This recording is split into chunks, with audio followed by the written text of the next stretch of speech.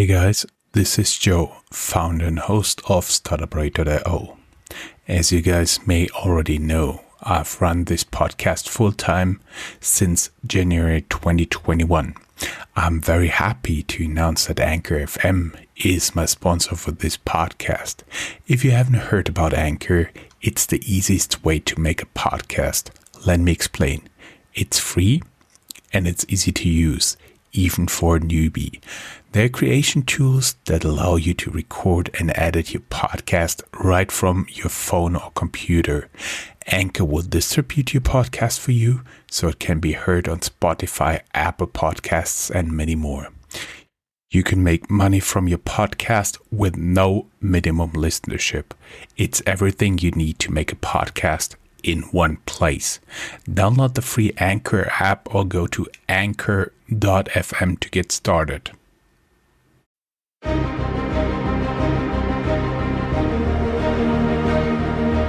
Welcome to Startuprad.io, your podcast and YouTube blog covering the German startup scene with news, interviews, and live events.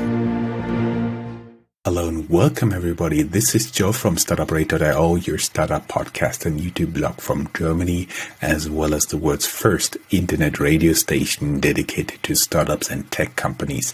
Today I have another guest for you, and this is not 100% a startup founder, but we'll get into the details. Again, this is a little bit longer. We've been running at recording times of approximately 35 minutes. So right now there would be a good point to make a break, to take a snack and a drink and come back here and enjoy the interview.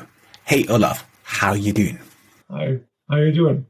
Thank you for having me here. Totally my pleasure. We may add that you're somehow a returning interview guest. We talked about it before. We had a YouTube appearance together when we've been mixing somehow the German and the English channel back in the days.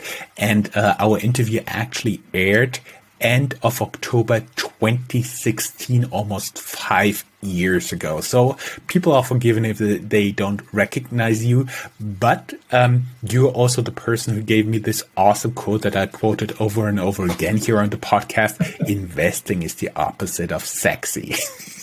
Really like that, but that's actually true because people, you almost have to force them to invest to earn money, and unfortunately, that's still the case. But you are here because you help to do something I would call a corporate startup within a large finance group in Germany. And I've read online that you surpassed 2 billion assets under management there as well. We will get to this. But first, let's talk a little bit about what you did in the past. And what I found very interesting, you went to university partially in my hometown and did a PhD in physics. You even have been at the CERN. This is, for everybody who's not familiar with it, this is like a circle underneath the Alps where you can actually accelerate particles. That's why I do believe it's called a particle accelerator. And it's also the place where the internet was invented, right? And I was there when they invented it. I was one of the first users, I would guess. Our experiment was one of the first users. So yeah, maybe should I tell you how I came to physics and left physics and became to finance? Yeah, sure. Go ahead. Yeah. Name is Olaf Zetnitz. I studied physics, but I have to tell you that in school I skipped physics. No? So you see, from the beginning, I like to change things. I like to jump from one topic to another. Boring is the worst thing that can happen to me. So to do the same thing again and again is pretty bad for me. So every couple of years, I try to do something new. Can be in the company, can be outside the company. So I started without physics at school, then I studied physics, made my PhD. And I think in 94 or 95, I was there at CERN for the University of Mainz. And I remember there was the first WWW conference, World Wide Web. And that was quite small and was like what they are doing there. And we used that stuff in the beginning just for documentation. And it was funny because I remember a friend of mine, he was a Dutch physics guy. He told us then, you can use that later for business. You could set up a shop. And we all said, shops, why do shops and that stuff. And so we were Dutch people, like good businessmen. And so he had a good idea, but he did something else. He did data analytics later. And a year later, we ordered our first CDs from cdworld.com. And it was interesting because we had to then pay a lot of taxes for the Swiss taxes. So the post office had to go there and pay a lot of money. So it wasn't worth the money, but it was amazing to order a CD through the internet. It was one of the beginnings. So I was one of the first people who had email and that stuff. And that was also shocking later when I had to join the German finance world. But actually they hired me because I had this experience with the internet and that stuff. So yeah, I've done that physics, but I noticed when I do physics, I didn't want to go into academia.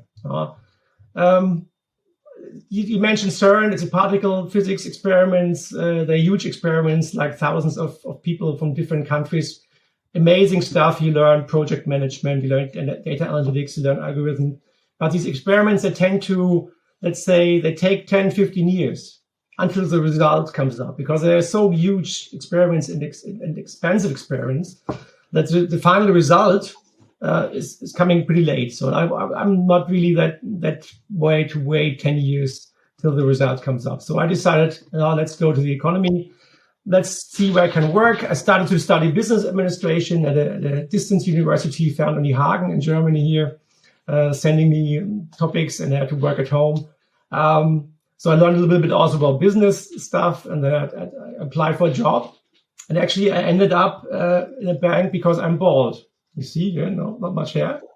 So I think it's a good story because you see that fate, or how you call it, kismet or whatever, or luck, is somehow important where you end up, because I already had a job contract at home working in Frankfurt for a consulting company. Mm-hmm.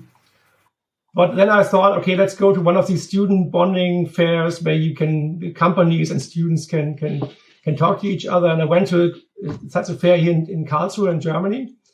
And I had lost my cap climbing. And there was a company, a bank, and they had a booth there, and they had caps. And that's the only reason I went there, because I wanted this cap. I needed this cap because I had to protect my baldness here. And I had to talk to them. I couldn't just pick up the cap. And so I talked to this human resource woman. And I thought, why should I work for a bank? Boring stuff.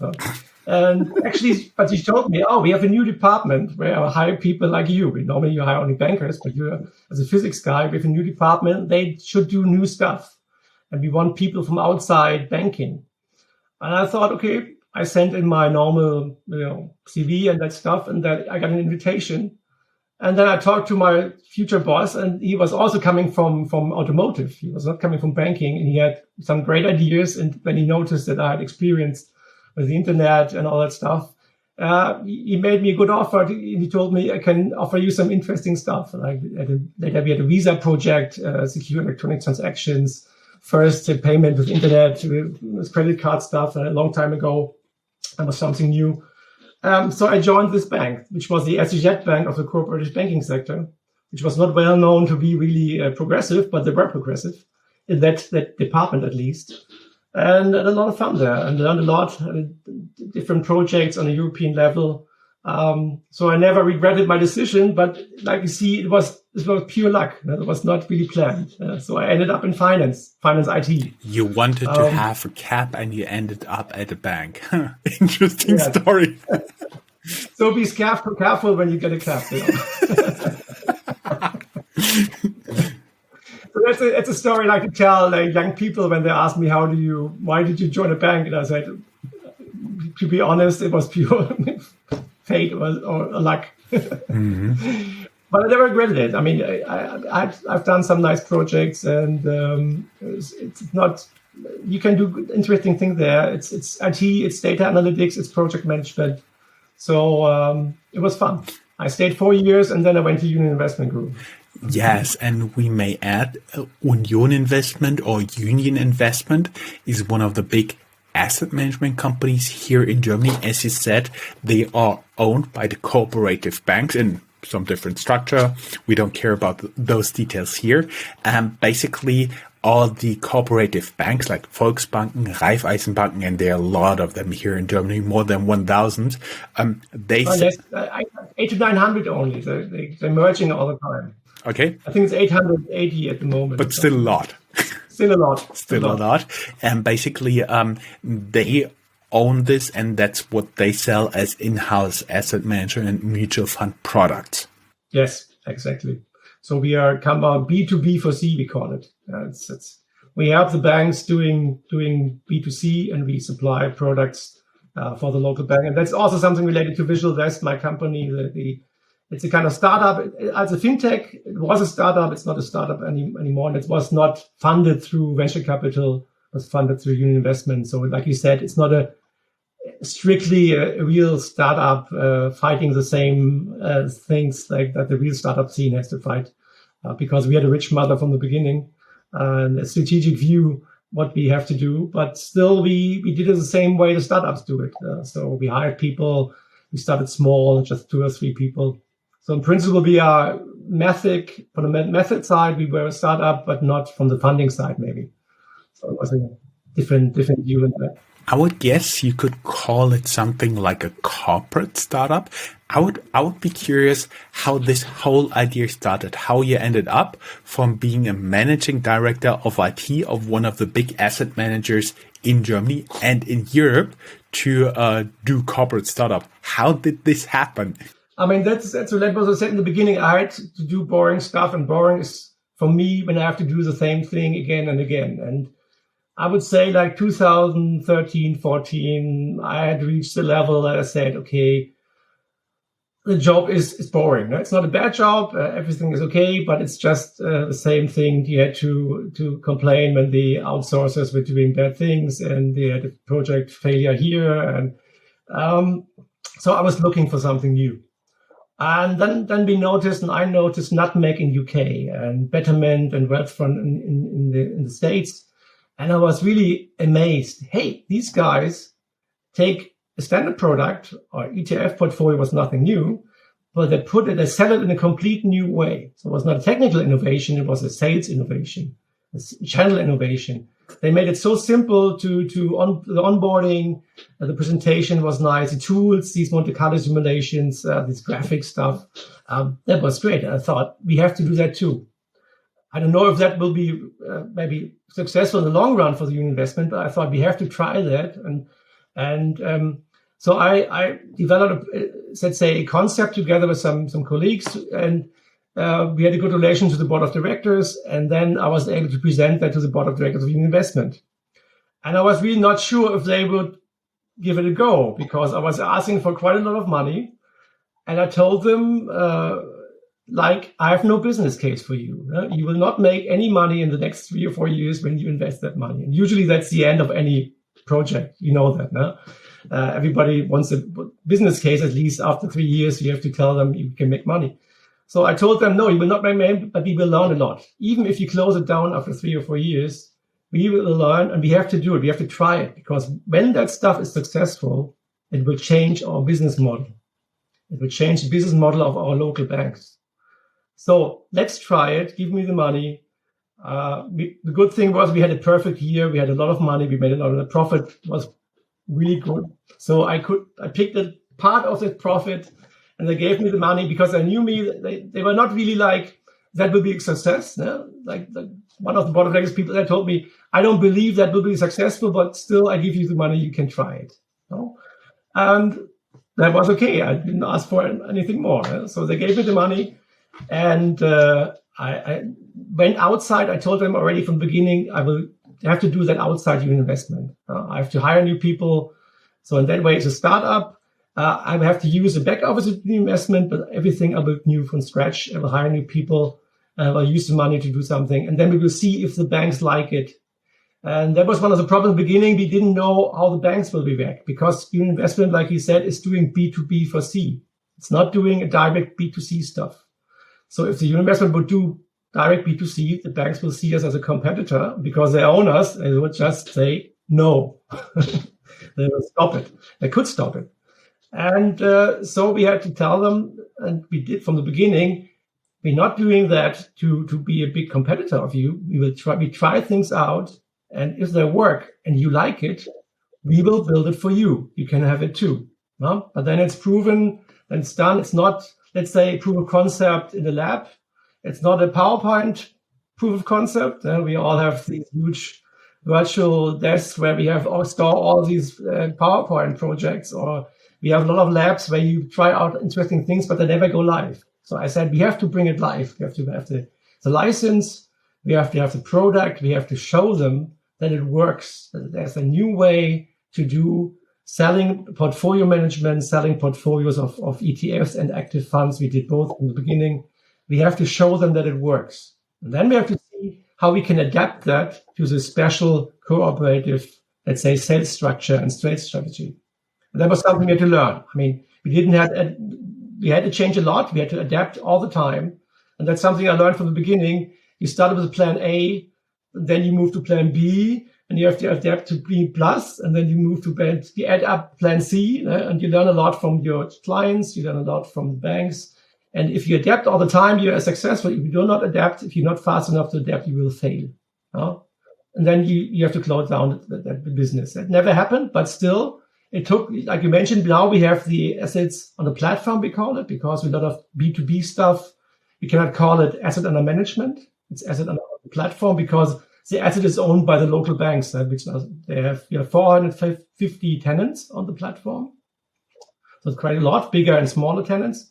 And they bring in the majority of the new money. And so we call it asset on a platform, but that's okay because we make money out of the platform, and the platform scaling is important for us, not the asset under management stuff. That's not the important feature for us. For us, it's important to have the platform there and to help the banks doing business, because we also participate. When they sell something, we make money too. We share the money. And that was really interesting to see how we could start the company. I had people from e-commerce business, no ideas about banking. Like you said, they should try to bring us the idea, how can we make banking sexy? I think it's impossible to make it really sexy, but at least you can make it a little bit attractive, and you can reduce the pain maybe to invest and help them. But we also learned that we have to integrate that into the, let's say, service center structure, and we have to integrate the branches. And if you have this hybrid approach, it's my opinion, after 5 years, only the hybrid approach is really successful. The customer wants to choose different channels, from online to the service center to the branch, and you have to offer all these channels together. At least if you want to reach the mass market and the mass affluent market. And we're not doing private banking here.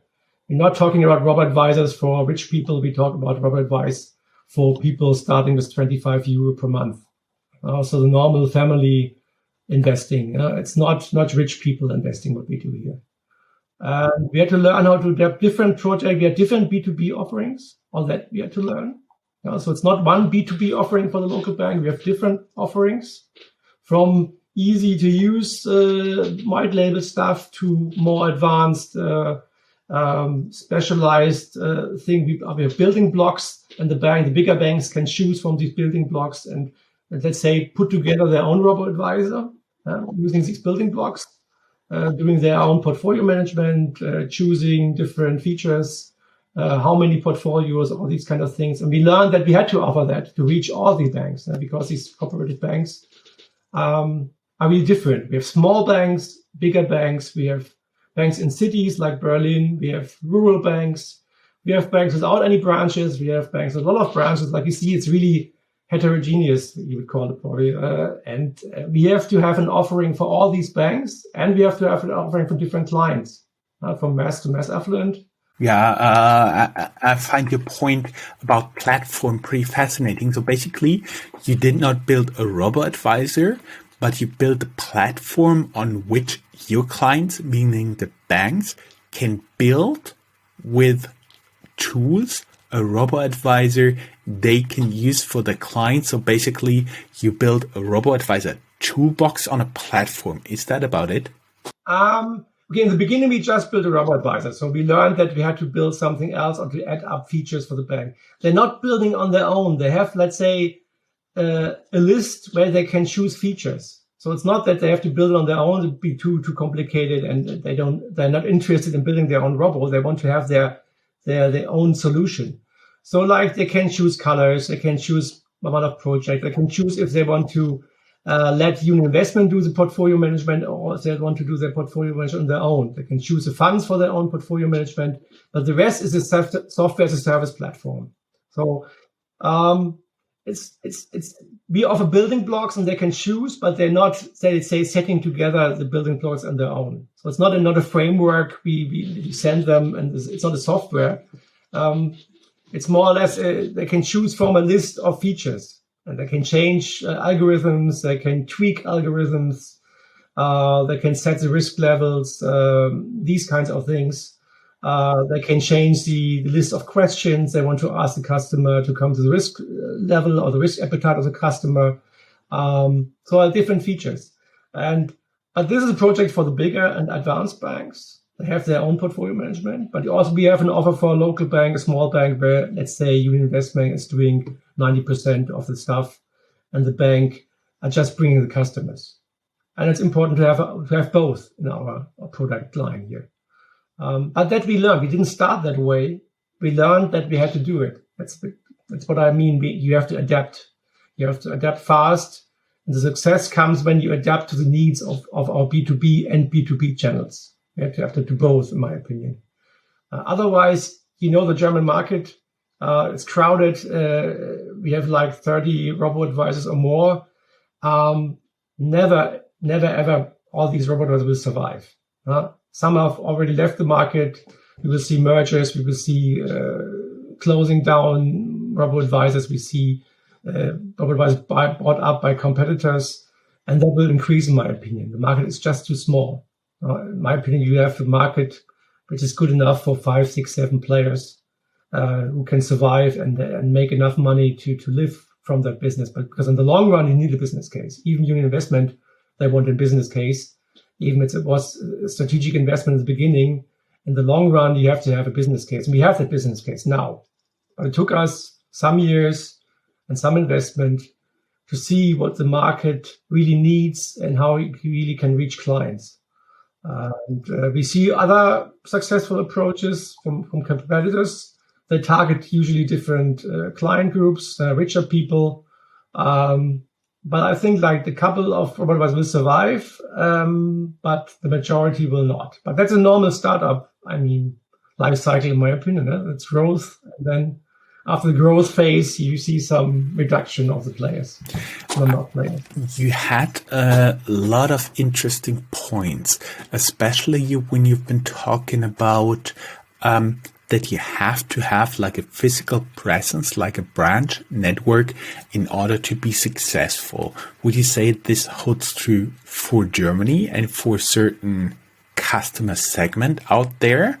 Or would you think that this holds true like across Europe and in the world? And secondly, let's get to this question first. Yeah, it's a question you could talk probably an hour about that question alone. I don't think you do not need a branch system for all clients, but for some clients, a branch system works perfect. I would add up, you need a branch system and a service center system, because when it comes to efficiency, even the banks have problems to serve clients who invest only, let's say, €25 per month saving plan. It's quite hard to have that efficient in a branch. You better do that through the service center. And I would guess in Germany, we did some market research. More than half of the people in Germany still want an advisor or like to have an advisor. They want advice. They don't want a salesperson. They want an advisor, advising them and telling them what they should do, what kind of risks they have, and helping them.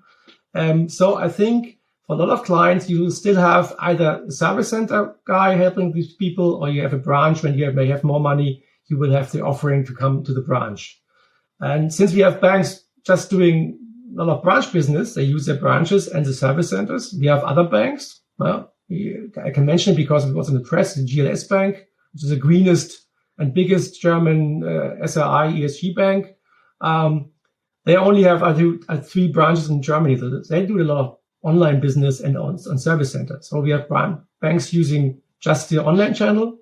We have banks who use a lot of branch customer approach stuff, and we will have both in the long run. We all know that the online part will grow, but I think still in 5 years, we will have some branches, we will have a lot of service center stuff, and we will have a lot of online stuff.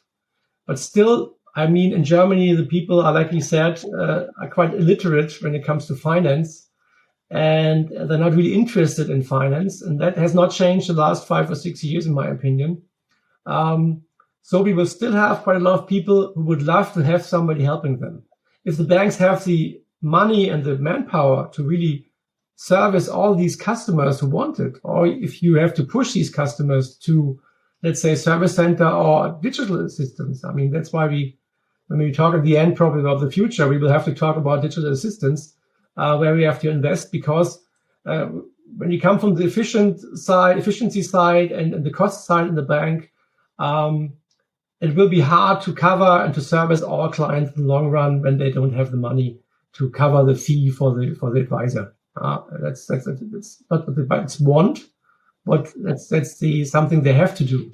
They have to think about how much money can I make with a customer investing 500 euros, and that's it. And you have a service fee of 0.6% per year. It's easy to calculate that you will never get the money back when you sit together with this customer for 2 hours or longer, or at least, or maybe twice, because you have to take some time to tell them what to do, how to invest. So robo-advice technology is a good thing for the customer, in my opinion, but it's also a good thing for the bank, because it helps to service customers efficient with a good product. It's not a bad product, it's a good product. It's a well-managed portfolio.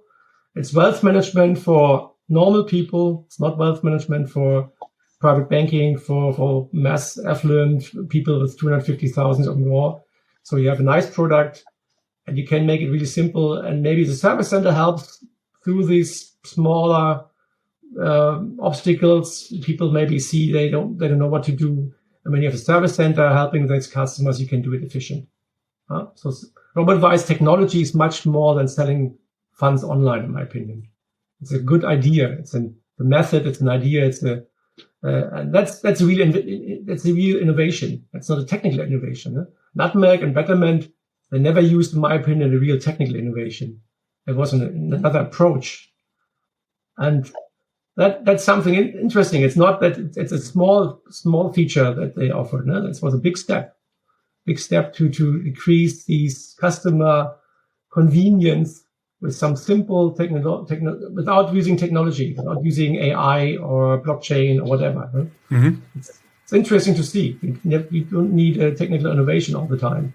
Mm-hmm. You could use the technology was there for 10 years before, mm-hmm. but nobody used it in that way. More a business model innovation, as you were saying. Yes. So basically, you have already like above 2 billion euros in assets under management. 2.6 billion assets under management. Yes. Therefore, you should be one of the very big robo-advisors.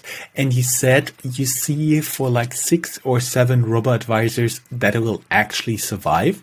Right now, we may tell the audience that in the asset management market, there are a few independent asset managers. Then there's the big DWS, which usually works with Deutsche Bank. There's DK, which works with all the Sparkassen, the thrift organizations. And there's Union Investment working with all the cooperative banks. That means there will be only 3 to 4 independent robo-advisors really left. Do you think they'll be very niche, or the kind of well-funded guys like Scalable Capital that just get the mass and go out in the mass market? What do you think will be a likely outcome there? I think there's place for some niche players. I mean, 2 or 3 specializing in something maybe like sustainability, ESG might be a niche for some players. But the majority of the players will be either related to one of these, let's say, bigger things like cooperative banks or saving banks, Sparkassen sector, or have a Deutsche Bank in the background. 2 or 3 of these bigger players specializing on a different, let's say, customer group. And Scalable and Liquid, they have a different target group. They're not looking for a family investing 25 euros per month. They have 10,000 or 100,000 euro as a starting point. And Scalable moved also into this out of Robo advice. So I think we will have these players, and they have investors. I mean, they're really independent. I mean, we all know that Scalable has BlackRock in the background. So I don't know how independent they are from BlackRock. I don't know really. But they have a big partner. They have a partner, ING and BlackRock. That's something really important. That was really important for the success of Scalable. And Liquid has HQ Trust in the background. So they're not some small startup with a small minor investment and venture capital people in the background pushing them. They have a long-term plan probably. And that's why they're successful. We may add HQ Trust would barely tell the people anything about it, but we may add that HQ Trust means the family office Harald Quandt, which already passed away, but people may know, for example, they are holding a controlling stake in BMW. So they're really wealthy family helping to build up this Robo advisor, and that's why they have deep pockets. And of course, apparently they know how to manage money. They know how to manage money, and they have approach to knowledge, to skill people, and they have this long-term approach. Like I said, I think not one Robo advisor was ever able to become profitable in a few years. I mean, that's the same for Nutmeg. Nutmeg was just bought. I think last week we read the news. I think JP Morgan bought Nutmeg, and they are in the market now for, I don't know, 7 years or longer. I don't know if they ever made any money. So you have to have investors who invest long term. If they want their money back in 2 or 3 years, Robo advice is not maybe the best place you put your money in. That may hold true for the venture capital investors, but I still do believe that it's a smart decision general for people who want to invest, who think this is sexy. I mean, it's much better than before. I mean, like you said, it's before it was paper selling or sitting together, looking at papers and reading regulation pages and regulation pages and regulation pages. There was no fun for the advisor, not fun for the client. So that has improved a lot. It's still a regulated product, which is good. I mean, it's a protection for the client. We talk about regulated funds. So there's no risk for the customer, even if the Robo advisor will vanish or go out of the market. The money is for the customer is safe. Will always stick to his own account. It's not gone with the Robo advisor, which is important in my opinion.